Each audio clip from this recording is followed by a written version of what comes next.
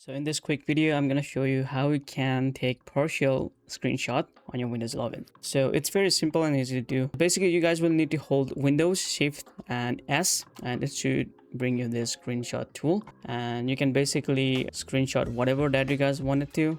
Like you can just use that like that. Now to access this photo or screenshot, you can go to this PC, your pictures folder, and everything will be saved on this screenshot folder. As you guys can see that this is what I have screenshotted. You can still screenshot using your snipping tool if you have, so Windows and snipping. So this is a snipping tool and you can start to snip. You do the same thing. All right, it's the same tool basically, and you can just take some screenshot using this one. And last but not least, you can access directly from your keyboard as well, but for that you need to go to setting first. So open up the setting first, right click on your start button and hit on the settings and go to accessibility, and then you need to go to keyboard, this one here in the interaction. Now scroll down, you will see keyboard device, so click that and make sure this one is toggle on. Mine is toggle off, so I have toggled this on. This will open up the capture settings. So now open up the keyboard. So I'm just going to show you the on-screen keyboard here.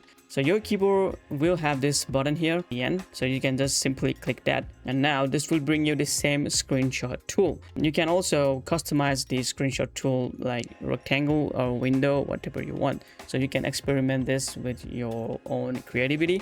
Now just take a screenshot and you guys are done. You can simply go to your folder here, once again pictures, screenshot, there you go.